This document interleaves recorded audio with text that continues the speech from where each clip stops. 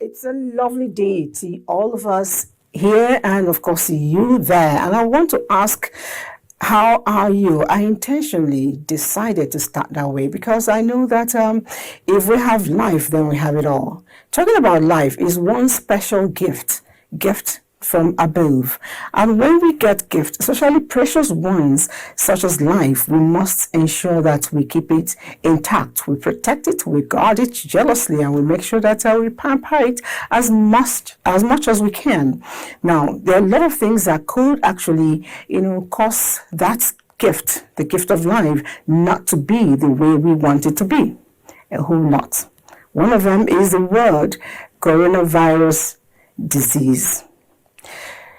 Last year, about this time, when it came in, it was, it was for us news.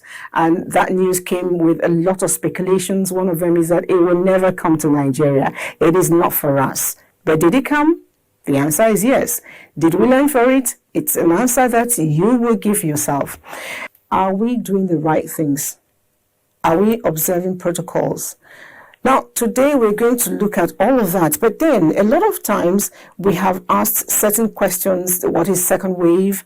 Are we prepared for it? Does it really happen? Have we ended the first one? When did the break happen? And when did the recession end? Whatever all of that is, I know that Francis Ogbe will give us a background, a beautiful documentary as to how prepared we are for the second wave in case it breaks out. The resurgence of COVID-19 through the newly mutated form is ravaging the world, claiming many lives unlike what was experienced in the first wave. It is therefore imperative for everyone to accept the fact that COVID-19 pandemic is not over, and we must prepare to confront it all over. There is no gainsaying in the fact that COVID-19 is real and the second wave is here. Indeed, for me as an individual, the second wave has come home. I have lost a relative and I've lost a friend that I have known for over 30 years to COVID-19. So if anybody is in doubt, the person needs to have a rethink. Whether we like it or not, the first wave was here. It came, we got so careless. At some point, we stopped creating the much needed awareness. We just simply relaxed. Kaduna State Governor Malam Nasir El-Rufai was at some point on the road, literally dealing with the issue, because he at some point came down with COVID when the first wave came. Wike of Rivers did the same thing. We saw how mad he was at some of his citizens who just wouldn't do the right thing. But we are not seeing same now. That, in my opinion, should not be the case. With the increasing rate of the coronavirus pandemic and spike in the number of death cases in Nigeria, it is amazing how some people still doubt the existence of the virus in Nigeria. One, you and I would agree that there is indeed a trust deficit between the leaders and the led in our country. Now, the thing is that when COVID-19 came, we started hearing of so much money being appropriated. And before we knew it, the narrative out there was that some people are just trying to use this unfortunate situation to line their pockets. But is that the case? Certainly 100% it cannot be the case.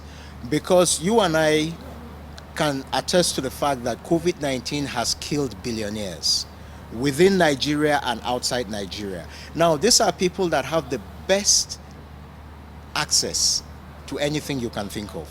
the resources at their disposal. They can visit the best of hospitals. But at the end of the day, with all the money they have, with all the connections they have in and out of government, sadly, they couldn't breathe, and that took their lives. Now, that is one. Secondly, the narrative on the part of some people, the clergy, and in some instances, politicians. Because there are politicians who are high up there who came out and made comments that one could liken to COVID-19 is not real. There are just some people that are trying to use him for the betterment of themselves. While the federal government's effort towards establishing testing centers in different parts of the country is commendable, experts are expressing fears that Nigeria is not testing enough. What, in my opinion, is going on is we are actually not testing enough. Even when the symptoms are there, to a large extent, because of stigmatization and what comes with same, a lot of people don't even want to go and get tested because they cannot afford the treatment and they don't want to be seen to be someone who even survived COVID. The increase in the rise of the pandemic stems certainly from rising community transmission to a large extent, but also to a less extent from travelers entering the country. Interstate travel, probably there is compliance. But if you talk about my experience within Abuja here, there is no compliance. Because the taxi that brought me here, actually we were 3 behind and they were 3 in front. So if we talk of 6 meters, where can you possibly find that 6 meters? So in terms of compliance for road transport, which is something that I frequently use, I don't think we are doing very well. As Nigerians continue to enjoy the eased lockdown, there is need to learn to cultivate a life of sound hygiene and adherence to the safety protocols, especially the need to observe physical distancing in public gatherings. Where a lot of persons have fallen short is even the political leaders. We have had 1 or 2 elections in the not too distant past, and what you and I saw had nothing to do with physical distancing. If you see what happened in the course of the Yuletide, a lot of people went out to the beaches, a lot of people are still clubbing, a lot of people are still partying together. And you know, the thing is, we cannot and for too long be careless, go on living in denial, because whether we like it or not, COVID-19 is real. COVID-19 is something we all need to take seriously. Weekend Deal today is tagged COVID-19 second wave coming closer home. How prepared are we?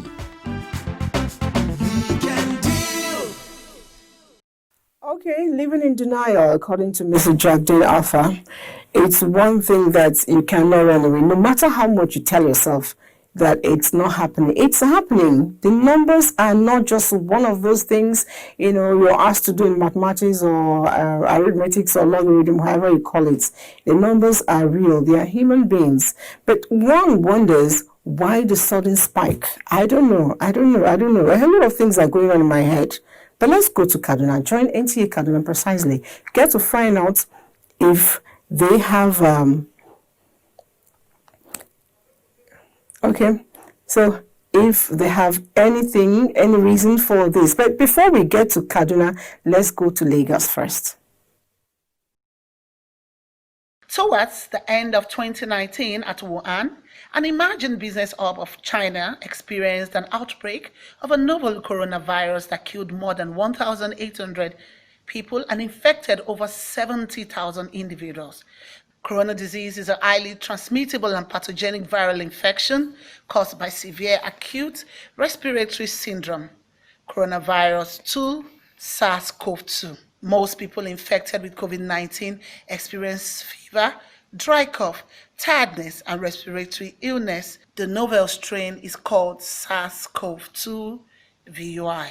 It's an RNA virus. It doesn't have what we call proofreading. When you are writing, maybe think of you write a script and you write something and you go and you check, oh, did I write this very well? Did I cross the T's and dot the I's? the RNA viruses don't have that. And then what they're talking about this strain, that because of some mutation they've seen, and the mutations are various, mostly at the spike protein.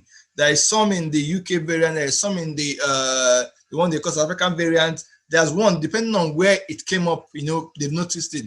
There are several mutations, but which one is causing it to be much more transmissible? It can spread faster. What I would like us to really focus more on is that whatever change that have happened to the virus appears to be making it easier to transfer from person to person. The new variant is said to be more transmissible as it is more infectious. Fewer virus particles are needed in the host to pass the pathogen on. When we say A, B, C, D, and we say the series, at position 4, we have D. Now imagine that in some people, when they say A, B, C, they say F. There's a difference. They don't say D at position 4. They say F. Now that would mean that previously what we had at D, at position 4 was D. For them it would be F. This gives you the idea of what we talk about the mutations in the COVID-19 virus. If something that kills off people gets transmitted, as the host die, it's possible they will die off with it. But if this one is more transmissible, it could mean it's not so heavy on the body, it won't cause so much severe infection, but it can easily transmit. And that will mean why people are still active, asymptomatic, and going about and be able to spread this to other people. Scientists say there are about 23 genetic changes in the new variant. The more people the virus infects, the more variant it produces. Research have shown that even with the new strain, face mask is still working effectively. So you put on your face mask and then you are good to go. In any public places you go to, make sure you have a face mask. And we need on our own part to do what we need to do. Wash our hands, wear our nose masks, wear it very well, and keep our social distance. Watch some of the common things people use in the public. And if you have to use them, use your hand sanitizers on your hands, and I believe all will be well. With the new strain of coronavirus, scientists say there are no additional COVID-19 precautions, so don't let your guards down. COVID-19 is not a hoax. Let's all continue to take responsibility by adhering to all COVID-19 protocols and government guidelines. Stay safe. Definitely, we'll all try to stay safe. I've been chatting behind camera with someone, and right about now, I'm ready to launch her to you. She's a pretty woman, and very importantly for the discussion today, she is a medical doctor, first of all. She is also the Commissioner for Health in Cross River State. I'm sure the name is already beginning to ring bell, is Dr. Betta Edu. Thanks for coming on. Thank you for having me. I also know you're the national chairman, the Nigerian Health Commissioners Forum. Yeah. All right. That's a whole lot.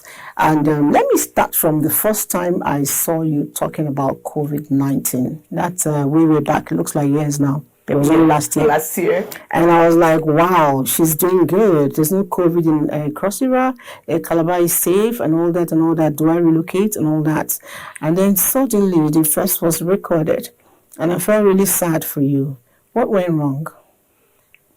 Okay, so I think the first things first was that we accepted the fact that COVID was real, even before Nigerians understood that COVID was real and it could come to Nigeria, it could come to Africa. So as early as January, we started a lot of preventive measures. I'm sure if you can recall, Cross River State started the no mask, no movement, even ahead of WHO's recommendation, ahead of the federal government PTF approvals. We started the no mask, no movement. We manufactured over 1.5 million face masks and distributed around the states to people, individuals, free of charge. Our state was the first state that actually shut down, isolated the states basically. So we closed all our borders, we shut out. We didn't shut the state down, but we shut all the borders, both international and interstate borders, long before the federal government gave the go-ahead for these borders to be closed. So a lot of preventive measures were taken as a state government on time, right? But of course, when we approached June, July, when the federal government said that the interstate lockdown was over and they must open up the roads and the airways and everything, of course, all of that was obeyed. These places were opened, and then you had influx of persons into the state. Definitely, once you have the travels, you must see the cases, because people who are infected introduces it to those who are not infected. It's just like the prisons, the correctional center. In Cross River State, the correctional centers were shut down from like March to about July. So people were not going into the correctional centers. Those who were there were left there. Nobody was introduced there. And so you would never hear about a case of outbreak there, right? But at the point where we said, okay, you can open up, we created an isolation center for them. And then, of course, a sample collection point at the correctional center.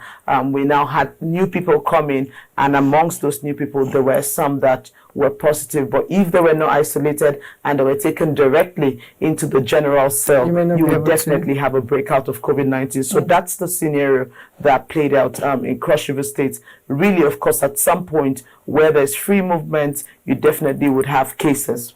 You know, even though you have recorded numbers, I think it's about less than 200, yes. So I know before December, you were hovering less than 100. Yeah, and then suddenly there's a spike. Yeah. And I was thinking maybe with everything going on, even though you stopped the Calabar Carnival happening, you may have been able to shoot up with the festive period, but you have managed to stay at the bottom. You know, I still want to know, beyond the example you just gave us on the correctional centers, what other things are you doing as the Commissioner for Health to ensure that the spread does not move as much as... So first, the spread really, there are several ways in which it happens, right? You look at the community spread, which is usually the big factor right now. Persons to persons, people who don't believe in the virus, people who take those protocols for granted and the rest of it. So you identify who do they listen to? In Cross River State, we had to identify the Christian Association of Nigeria. In fact, they are part of the COVID-19 response team. They have their own task force that goes from one church to the other to ensure that the right things are being done. And it's the same for the Islamic religious group. So basically you identify those community people listen to, because sometimes they might not be listening to you as government. Whether you like it or not, they just believe, oh, you're government, we're here, down here, so it's all politics.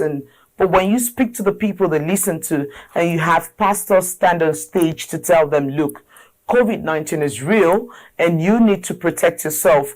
And of course, we're not saying God doesn't heal, God doesn't protect from COVID and all of that. But here's the point. The Bible says that you should respect constituted authorities. So if constituted authorities say that for public health reasons, everybody should use a mask in public places, when they go to church, when they are engaging in all of their businesses and the rest of it, you should be able to respect that. When constituted authorities say use half of your capacity such that people can be able to sit at 2 meters apart from each other, you should also be able to respect that. At least the Bible says so, and the Quran also says the same thing. So basically, we've been working with the religious leaders, we've been working with the traditional rulers. These are high influencers, and they can be able to speak to community members and get them to do what is right. And then, of course, trying to make these things free and available to them. Most people, you might think, oh, how much does a face mask cost? It's just 200 naira probably, or 500 naira, isn't it? And then you want to say, what's 500 naira as compared to your life? But really, if you go to communities where things are very hard for them, they don't understand it that way, right? And so they tell you, I don't have 200 naira to buy a mask. So if government tries to bring in that form of equity and provide these things for those who are less privileged or underserved, it would help in compliance. So Cross River State has been targeting some of these things, and that helped us really keep our numbers under. Okay. You know, one of the arguments for some people, not just in your state, they say that we are not testing, enough. We will be getting to have you answer that question, not just for Cross River, but in Nigeria totally. But we intend to take a break. Get to find out, still from NTA Calabar, are we testing enough? You know, why do we have numbers going up and down? But maybe before the break, you could answer that question. Are we doing enough testing? No. So Nigeria is not testing enough. And for every one case you see, there are probably 7 that has been missed. Nigeria is not testing enough. And to be very honest, like I was discussing at the PTF, there are basic things that as a country we need to invest in as a matter of urgency. These are not negotiable. Right now in Nigeria, every single state should have a public health molecular lab that can test not just for COVID, but for every other thing in between, TB, yellow fever, name it, every other thing in between. We should have standard molecular lab built in the 36 states of the Federation and in the FCT. It's not negotiable. In fact, in some very big states like Lagos and Kano and some of the big states, you should have 2 or even 3 of those standardized molecular labs. And that's why we're calling on PTF and the federal government to immediately intervene. I was so happy when I heard that they're going to be building the oxygen plants in all the states. These are basic things that you cannot negotiate at this point. In Nigeria right now, there are states that have to depend on private labs to be able to function. There are states that have to depend on private institutions. There are states that have to send samples to Abuja. You find those samples, they can stay in Abuja for 2 weeks, 3 weeks before the results comes back. There's a lot of backlog left, right, and center. It's because we do not have standard molecular labs built in all the states of the Federation. And I want to plead with the federal government. This should not be left for the state governments to decide whether they can do it or not. Different state governments have different financial capacity and might not be able to invest in building a standardized molecular lab. If we have that, then we have the right incentives to test. Right now, there's a rule that says we're trying to launch a campaign working with the PTF to say that each local government should test 450 samples in 2 weeks. From each local government. We have about 700 plus local governments in Nigeria. If you times that by 450 samples in 2 weeks, you can imagine the amount of samples you will have at our hands. We do not have the laboratory capacity to be able to manage this. So I know that as of today we have tested just a little above 100,000 people, but that's from you. We're going, as I promised earlier, to Calabar, NTA Calabar, to get to answer this question again. From the eye of the journalist, are we testing enough? COVID-19, the novel coronavirus, is tested and conducted in commercial, private, and academic laboratories. This test involves inserting a 6-inch long swab, like a long Q-tip, into the cavity between the nose and the mouth for about 15 seconds and rotating it several times. Okay, and the second in the nose. Oh my God, the nose. That's painful. No? For 3 seconds, I finish. Don't move, please. Okay, just I finished. You are Finished? Yes. Oh. That was very uncomfortable. The question is, how many people have availed themselves to test for the virus? I haven't tested for COVID before. I've not gone for it, and I'm very sure because I have a very strong immune. So there's no how I can be affected with COVID-19. I just had it too, but I've never tested. If they say move around to test, I would like to test. If peradventure I'm asked to undergo the test, I think it's a welcome development. so that we know our status. What are their excuses and the underlying factors? We are not testing enough, and it's very terrible because we are talking about a second wave, and the reasons we are not testing enough are many. Our facilities have suffered what is now well known by everybody when the testing facility was destroyed by the hijacked NSAS demonstration last year. There's a possibility that we might have more cases of COVID, yes, in Cross River State, because we are not testing.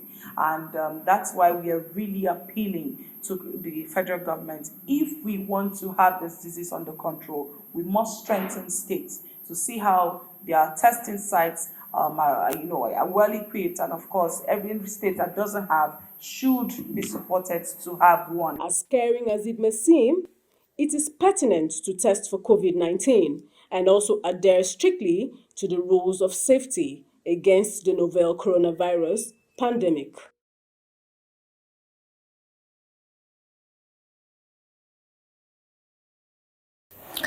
All right, the interview is still on. My guest is still in the house, and I've seen quite some messages coming in. We'll take them, one by one. But there's a file share says the problem we have with the increase is that government puts law and do not have enforcement.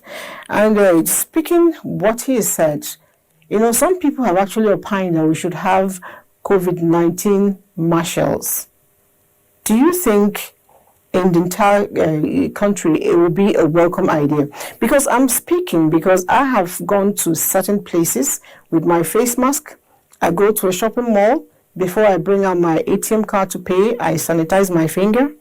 And the people are looking at me as if I'm an idiot, you go to the open market, I want to buy my vegetable, I try to protect my hands. If I don't have a hand sanitizer, I try to wear the mask, the hand gloves to take it. After which I try to sanitize. My face is all covered up, and sometimes they even call me Auntie Kuro. I don't know. What are you bringing it to the market? Do you think we actually need some form of enforcement, just like Toyoshi said? They have to be enforcement. You see, that's the thing about government, right? We have a lot of policies. The issue is with implementation. They have to be enforcement, and I don't think it needs to be centralized. I think it needs to be on a state-by-state basis. So we should have a task force. Like in Cross River State, we have a task force, and we have vehicles, over 50 vehicles that were purchased by the state government, have been put into the task force. They are strategic places. They show up at people's events. They try to get people to adhere to the protocol. It's important that this task force exists, because really, people don't listen. People, even at their own detriment, even when their lives are at risk, they don't listen. You watch your TV every day and you see big parties going on, parties that have over 1,000 persons, and you see people dancing, having fun. Meanwhile, they know that we have a pandemic that we're dealing with. And it's not just parties, every other thing in between. So government at the state level now, even at the local government level, should create task force and then get them to go around and ensure that the right things are done, shut down bars, shut down nightclubs, and all those places that are high-risk spreading events and the rest of it. Try as much as possible to see how you put people in check. It's really very sad that you go to public places and you find people not using their face masks. It's very, very sad. Sometimes even in Abuja, where I am right now, right, you find persons who are just busy going about their business without face masks. Then the cabs is the same thing. You go back to your states, you go to some areas and you find people not adhering to these protocols, to what you're supposed to be doing. So really, they are, before we find the almighty vaccine come in, they are non-pharmaceutical vaccines that we should be taking right now, which is your face mask, hand sanitizer, and all the protective measures to protect yourself. And governments at state and local government level must create task force to enforce it. A lot of times we have talked and heard so much said about how to use the face mask. And I also know that as much as it's very good, it's like money. They say it's necessary evil.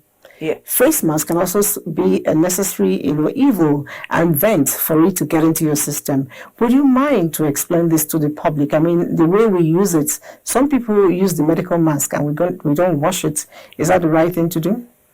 Okay, so they're discard it. the different forms, right? The one which is produced at the Cross River State Garment Factory and in several other places, which is the cloth mask, right? If it's produced according to specification, it's good and it would protect you, right? After each use, wash with warm water and then, of course, dry it out and then iron it and then you use it again, isn't it? That's for that one. When you have the surgical masks or the N95, these are not reusable. So after using them, you need to discard them and then get a new one to use. So when you have people who use them forever, it's actually wrong. The point where you take it off and drop it on the surface, you don't know if the surface you're putting it on is actually contaminated. And then you pick it back from that surface and you put it on your face and you're giving yourself a direct infection. I've seen a lady put it in her makeup bag. Which is wrong, which is wrong too. Right? Because you are not sure that those surfaces are free. They could have come in contact with someone else who might be having the virus. And then another thing is the way we use the mask. So this is really very common in my state, right?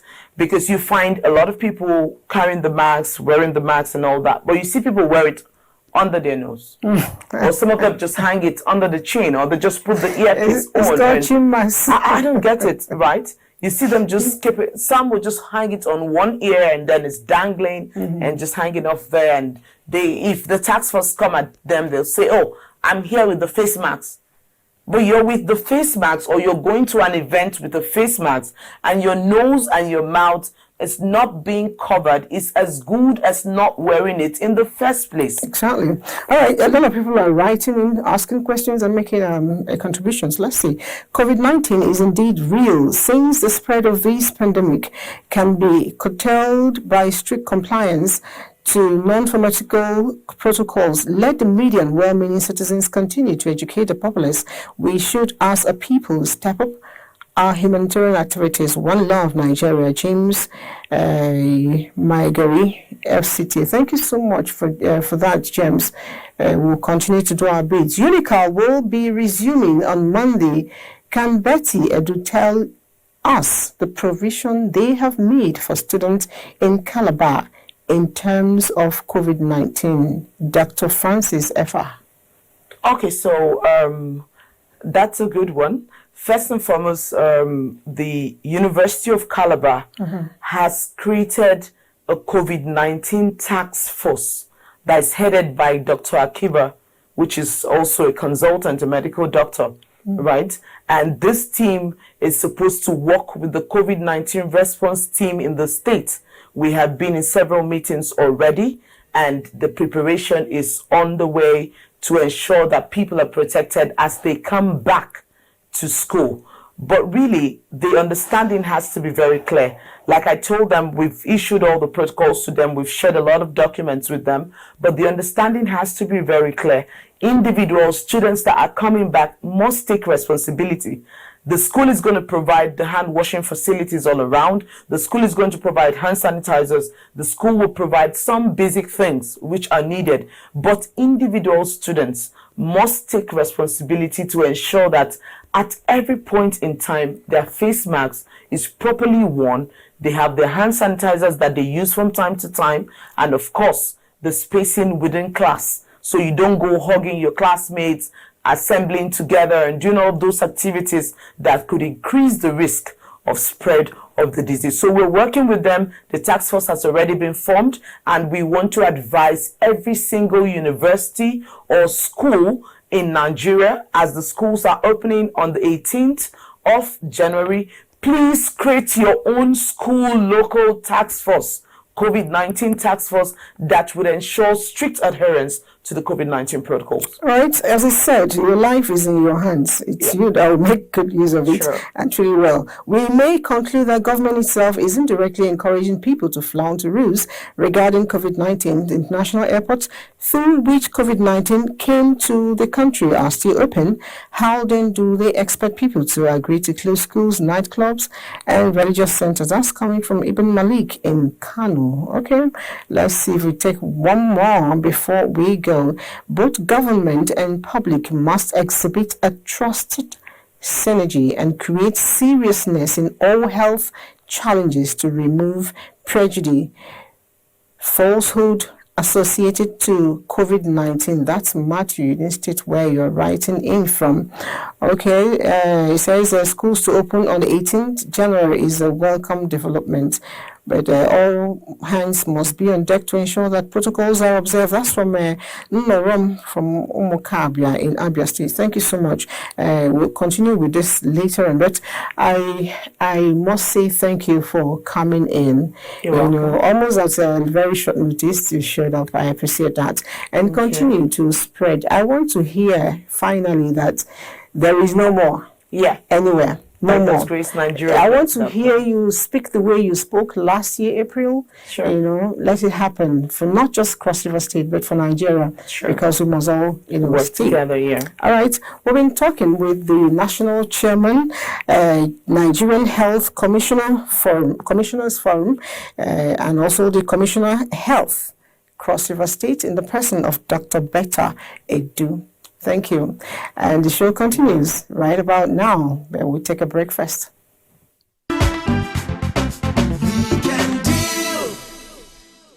It's still Weekend Deal, and we're still looking at the controversies between first, second, if you like, third, wave. I don't know what it means, but I know that coronavirus is here.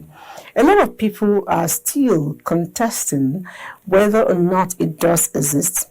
Sometimes we want to say, okay, you need to learn a lesson by, experimenting or by, having it first on hand. But at moments like this, we do not wish that for anyone. However, unfortunately, some people have actually had contact with it. Some survived, some were not able to survive. And to those people, we owe our respects. We mourn. Prominent Nigerians have lost their lives to COVID-19. Let's see who these people are and pray for them.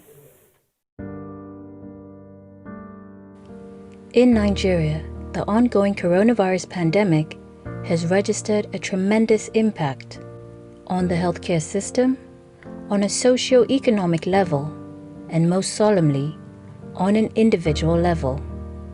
The loss of lives has been most devastating to those left behind, who must reckon with the untimely passing of their loved ones. Today, we recognize our fallen patriots who lost the battle against COVID-19 and honor their memory. March 24, 2020 was a sober day for Nigeria as the National Center for Disease Control confirmed the first casualty of COVID-19 in the country. Former Managing Director of Pipelines and Products Marketing Company, Suleiman Achimugu, passed away at 67. 51-year-old medical doctor Emeka Chubo was the first health worker in Nigeria to die from complications caused by the deadly coronavirus.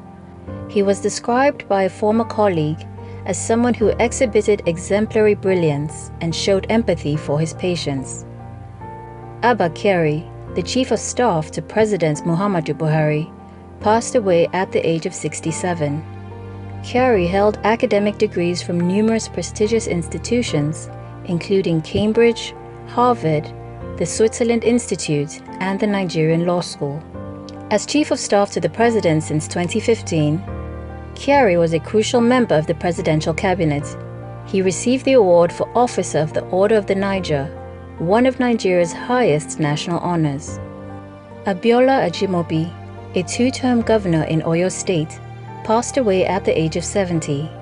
He left the oil sector in 2002 after 26 years of meritorious service and was elected in 2003 as a senator representing Oyo South Senatorial District. After his Senate term, he served as governor of Oyo State from 2011 to 2019. Honorable Justice Nasiru Ajana, who served as the Chief Judge of Kogi State, passed away at the age of 64. He attended the Nigerian Law School and was subsequently called to the Nigerian Bar. His legal career started at the Kwara State Ministry of Justice, where he served as State Counsel prior to his appointment as Chief Judge of Kogi State. Inuwa Abdul Kader, a Nigerian lawyer and politician who was National Vice Chairman Northwest of the All Progressives Congress, passed away at the age of 54. He also served as Secretary of the Sokoto Sultanate Council. In 1996, Sultan Muhammadu Makido gave him the traditional title of Magatakada, Chief Scribe of the Sokoto Caliphate.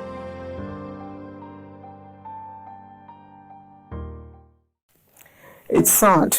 The numbers are actually more than that. Several numbers. As of today, we have recorded over 1,300, 1,400, over that lost to COVID-19. It's sad, and we mourn every single one of them. All right, we have joined me to discuss a lot of things, including the controversies. An honorable member joining me from the National Assembly. He is the member, House Committee on Health, National Assembly. He is Honorable Shehu Balarabe Kakale. Thank you for coming. Thank you for having me. You know, I'm tempted to ask you a certain question, but I'll refrain from it and ask, how have you been able to stay, above COVID-19? Well, COVID-19 as an infectious disease, you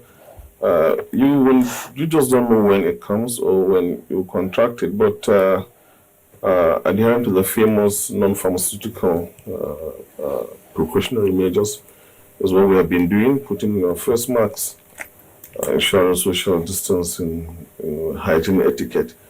But even all the other Nigerians, now over 100,000 of them have caught the virus. A lot more of them, and many more of them have done that. And sometimes you never can tell.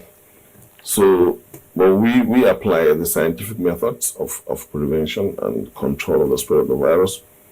And God willing, we remain protected. And in case one gets infected or develops symptoms, you will go to the appropriate specialized centers for immediate assessment and management of the condition.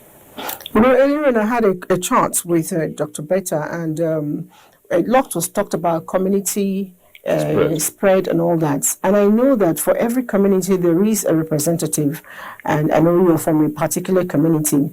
Tell me, not just within your community, the numbers have doubled up between December and now. Have the people's reaction positively doubled up, or has it negatively doubled up? Well, in the natural history and causes of diseases, there are some inevitable happenings, particularly in epidemiological sense, of a second or third wave. It's an experience that happens in infectious and highly transmissible diseases. And whatever people do, sometimes they develop second wave. You have seen in the developed countries, advanced health systems, they still have second wave. It's a mixture of a lot of things why it happens, from, of course, the behavior of the virus or of the infective agent, and also complacency over time as people get fatigued over rituals of that prevention. And then there's also sometimes mutations or a variance of the infecting element to bring up surprises and then reinfect people. And also remember, we're in the cold season. It is Harmattan season, and even without COVID, this is the season where you have a massive amount of flu. The common cold in Nigeria, and which is also highly infectious, but of course it's not fatal. So a combination of all of this probably has been responsible for the second wave. And sometimes, we have had histories of infectious disease like this even coming on for third waves, like the great Spanish flu of over 100 years ago. So it's a combination of those factors, but everybody is doing his bit to make sure that the second wave become the last wave for this deadly virus, and we put it behind us. I'm particularly concerned as to what you and your colleagues at the National Assembly are doing, because you are our representative. What are you doing to really reorientate the minds of the people? Because the truth is, if you go out there and interview like 10, 20 people, out of them, only about 1% or 2 will probably agree there is something like COVID. What can we do? Because if you can't practice what you don't believe in, what can you do to, since you have contact with them? Human skepticism and conspiracy theory, this is all that man himself. There is not a single thing under the sun that people do not contest. Whatever you say, there are people that do not believe in malaria, or meningitis, or other form of disease, or the form of HIV, for example. But we as legislators, we have done a lot, both in the chambers and back to our constituencies, in raising awareness and really even implementing actions. The National Assembly, in the very early days of the pandemic, rose up to pass the economic stimulus bill, which has a wide range of intentions to impact social, economic, health, and even family lives of Nigerians. If you remember very, very well, the economic stimulus bill is started with issues of palliative economic support for businesses, massive support for the media, and public enlightenment, and then even what we also instituted within the house of social distancing and all the other non-pharmaceutical interventions. And there was a time we also went for recess for everybody to go back to their constituencies and tell them about this disease, this dreaded virus. And we did that. The 260 of us went back to our homes, and there were flyers, there were media chats, and of course there were jingles done in different languages. And we also engaged community leaders, religious leaders, and other influencers, community influencers, to tell people that COVID-19 is real, but it's not a death sentence, it's preventable, and in most cases also treatable. So, and also with our counterparts at the state, sub-national level at the states, House of Assemblies, they've also done their bit. There are a lot of laws that came up, other amendments, and enforcement in states, which the previous speaker talked about. Supporting the executive arm of government, of the PTF, the Ministry of Health, Ministry of Information, all the other organs of the multi-sectoral approach to fighting COVID-19. National Assembly has really done its constitutional role in making sure we are where we are in fighting this disease in all fronts. It's okay. Some messages are coming in here, but we'll take them. But before then, we'll go to NTA Abuja precisely to join Orue as she tells us about how to cope with the fatigue that comes with COVID-19. A notable decline in the adherence to the COVID-19 protocols has been observed among many individuals in the country, despite the increasing number of cases leading to the second wave of the pandemic. A condition termed pandemic fatigue or COVID-19 fatigue by the World Health Organization is emerging due to the nonchalance of people to adhere to the protective measures and protocols of this pandemic. This is often impacted by several emotions and perceptions. It is becoming increasingly apparent that the COVID-19 fatigue poses a major public health risk. Sadly for us, the pandemic lasted longer than we planned.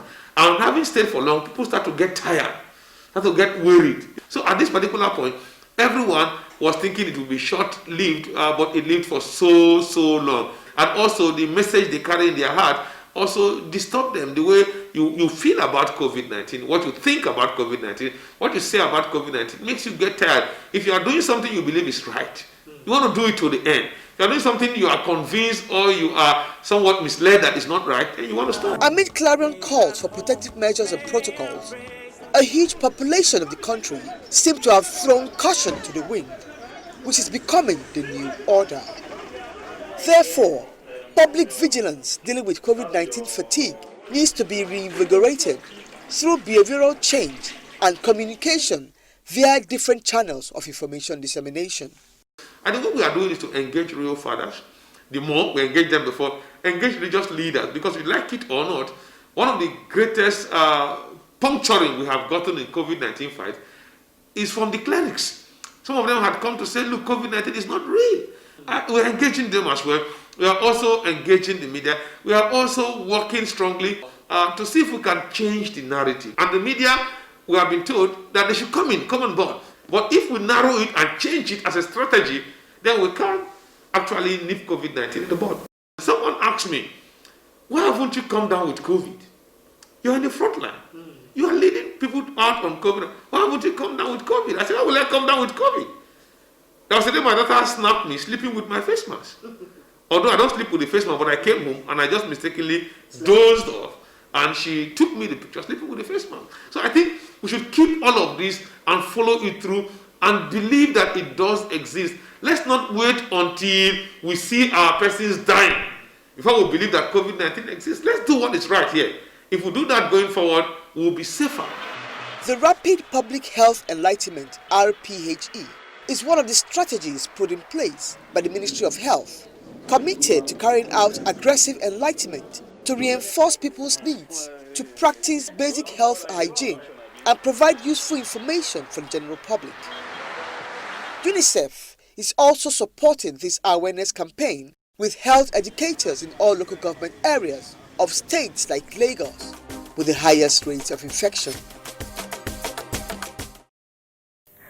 COVID-19 and all the speculations, all the thoughts, all the arguments, every one of them, the basic thing is love yourself as you are supposed to do. If you love yourself, you get to do things right. And if you love yourself well, treat yourself well, it extends to the neighbor. My guest is still in the house, the Honorable. So I would like to know, a lot of people have said a lot of things. I would want to know, specifically the transport sector, the transportation sector. A lot of fingers have been pointed at them, one of the people who are traveling and moving things around, including COVID-19. What can be done, to put a little bit more of sanity around that environment? Well, the transport sector, basically, we have two, the aviation and, of course, the road transport. For the aviation that is heavily regulated, you have seen the enforcement of all the COVID-19 protocols. But of course, for the road transport, and of course, Nigeria is heavily road transport dependent. We're an estimated 80 million moving our roads almost every day. They are not as regulated as the aviation sector, and they are not also as developed. If you go to our parks and these transport hubs, you see there are a lot of deficit of infrastructure and other things, issues of water and sanitation, issue of the passenger waiting area. That sector really needs a lot of support. And for example, one of those that have always pushed that the economic stimulus that have been given to certain sectors, particularly, for example, I think the aviation, whether they have gotten it, the road transport sector should also be given, because 80 million Nigerians, according to estimate, move on our roads, compared to just around 1 million per month in the aviation sector. So, and the vehicles, the sitting arrangements, and the middle and lower class citizens of this country are the ones using those facilities. It will be difficult for those operators to maybe enforce the use of face masks. So, although some of the companies I know they do, and then the issues of water and sanitation at the parks. So it's a long run and a long shot, but continuous enlightenment and health education in those areas will help. Collaboration with the NURTW and NATO and other unions will also help.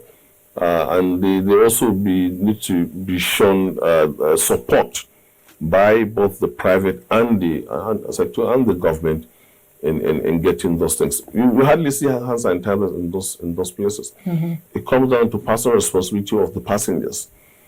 And even our roads and the road transport itself, is a huge contributor to massive economic losses and health challenges when it comes to road traffic accidents.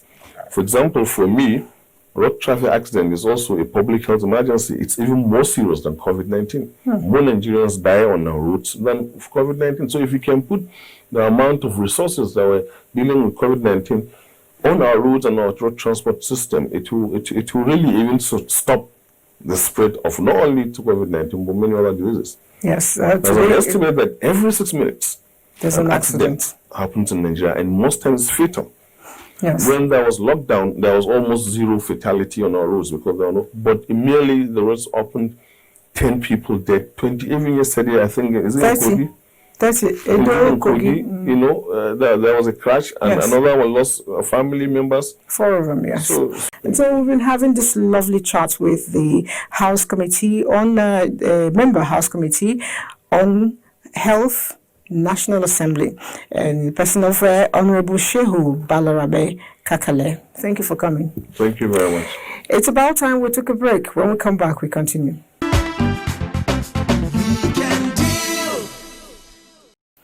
Okay, the Weekend Deal show has come and it's about to wrap up. I wish I had more time, but don't worry. Tomorrow is still another day when we continue with what we started today. The controversies between the first, second, and if you like, third wave. Is it real? And what are we going to do to ensure that we stay safe? I started by telling you that life is a gift from God. And if you enjoy special gifts such as life, you should work hard to ensure that you protect it, preserve it, because truth is, your life is in your hands. Be good citizens. Observe the protocol.